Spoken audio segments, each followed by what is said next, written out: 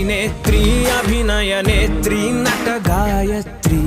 మనసారా నిను కీర్తించి పులకించినది ఈ జనధాత్రి